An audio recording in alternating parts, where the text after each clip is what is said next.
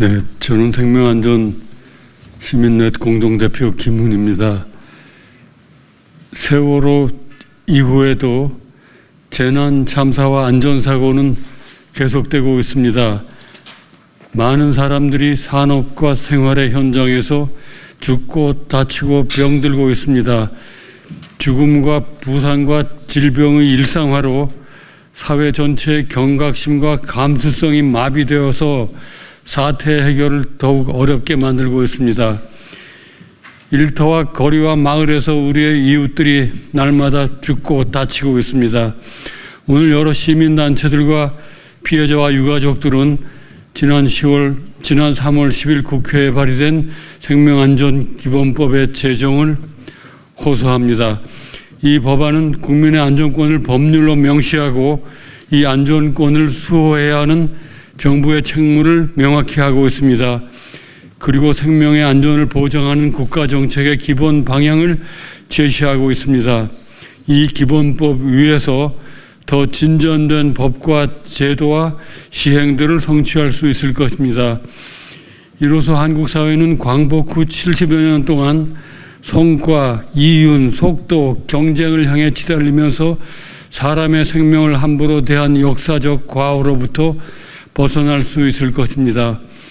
대통령 선거를 목전에 둔 오늘의 시점에서 이 법안은 여전히 정치적으로 외면당하고 있습니다. 우리는 오늘 이 자리에서 이번 대선에 참여하는 여러 후보와 정당들이 이 법안을 공약으로 채택해서 국민 앞에 제시하고 국민들의 확인과 지지를 받아주시기를 호소합니다. 국민과 약속하고 국민의 편에 서주시기를 호소드립니다. 2025년 5월 7일 이사입니다. 저는 남대성에서 침몰한 스텔라 데이지오 미 수습자 허재용의 엄마 이영문입니다. 우리 아들이 바다에서 돌아오지 못한 지 벌써 8년이 넘었습니다.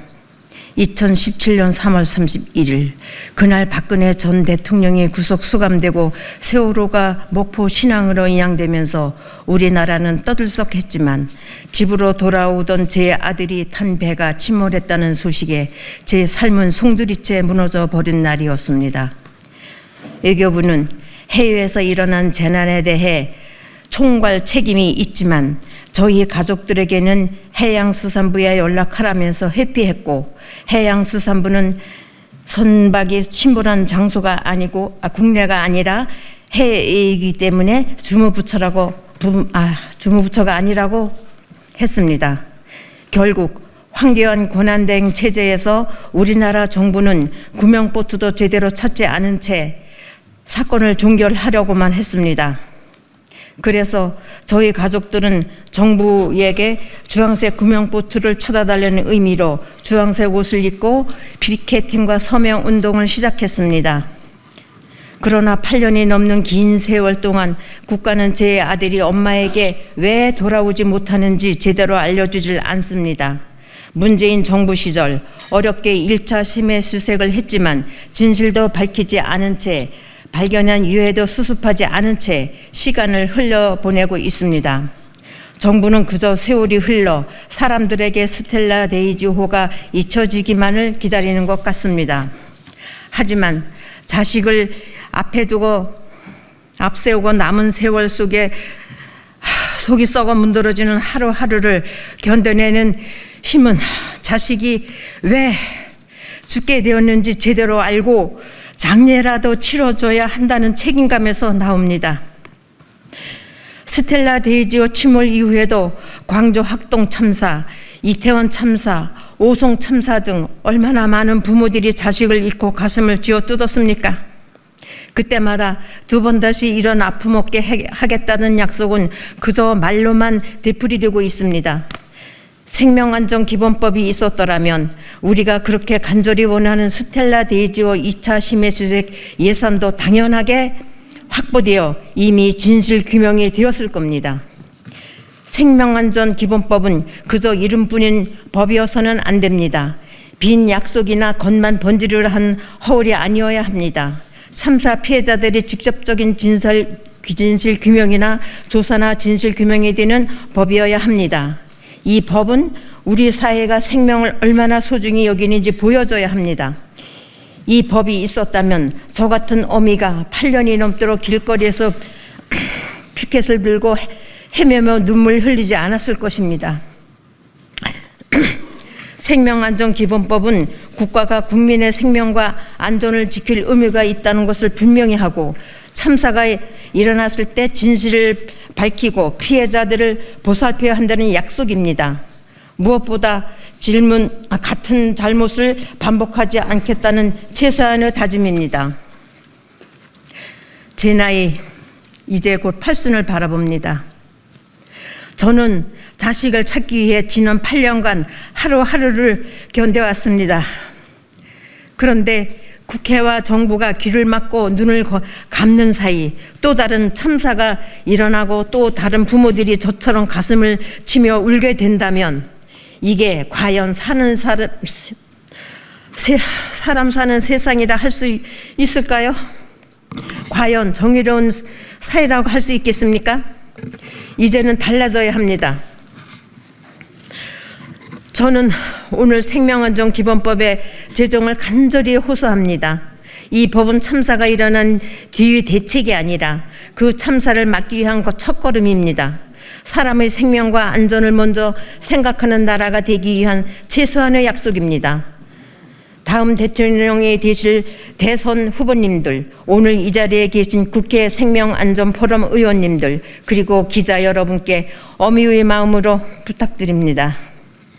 생명안전기본법이 하루빨리 제정되어 더 이상의 저와 같은 고통을 겪는 엄마가 생기지 않도록, 그리고 스텔라 데이지오 2차 심해 수색이 하루빨리 시작될 수 있도록 힘을 모아주세요. 특히 다음 대통령이 되실 대선 후보님들, 제 아들과 스텔라 데이지오 모든 미수습자들, 그리고 우리 사회의 참사로 희생된 모든 분들의 죽음이 헛되지 않게 해주세요. 우리의 눈물과 아픔이 더 이상 헛되지 않도록 생명안전기본법을 꼭 제정하겠다는 약속을 해주시길 부탁드립니다. 저는 서부발전 하청에서 일하다 숨진 김용균의 엄마입니다.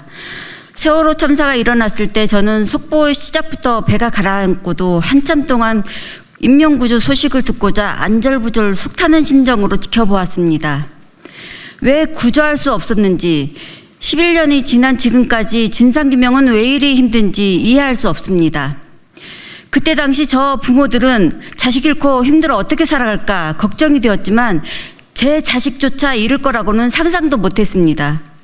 어느 날 일하러 간 아들의 산재 사망 소식을 듣고 하늘이 무너지는 것을 실감했습니다. 당시 가장 큰 충격은 한 해에 수천 명이 제 아들처럼 일하다 죽는다는 것이었습니다. 기업들의 이윤 앞에 노동자들이 안전 뒷전인데다 원하청으로 나눠지면서 아무도 안전을 책임지지 않도록 구조적 모순을 만들었다는 것에 개탄스러웠습니다. 그동안 나라 발전을 위해 노동자와 시민들의 희생을 국가나 기업이 암묵적으로 강요해왔습니다. 한두 명, 몇몇이 희생된 게 아닙니다. 경제 발전에 가려져 해마다 수천 명이 죽고 수십만 명이 다치는 끔찍한 일입니다. 또 유가족들은 기하급수적으로 얼마나 많아지고 얼마나 고통에 시달리며 살지 기업이나 정부 관료들은 생각해 보았습니까? 돈 몇 푼으로 사람의 생명을 저울질하지 마십시오. 우리는 모두 누군가의 자식이고 가족입니다. 특히 부모로서 자식의 생명 가치는 돈으로 환산할 수 있는 게 아니지 않습니까? 우리 피해 당사자들이 참사나 재해가 일어날 때마다 진상규명을 위해 나서는 이유는 억울함을 조금이나 풀고 다른 사람들의 우리 같은 고통을 겪지 않도록 안전한 사회를 만들기 위해서입니다. 참사가 일어날 때마다 유족들이 힘모아 특별법을 만들고 진상규명을 외치며 반복적인 모습을 보면서 생명안전기본법의 필요성은 더욱 확고해졌습니다.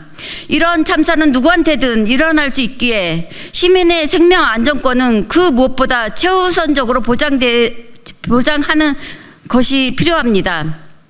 우리 재난과 산재 참사 유가족들은 생명안전기본법이 늦어도 작년 세월호 10주기를 맞춰서 제정되길 소망했습니다. 그러나 정부와 국회는 제대로 논의조차 하지 않습니다.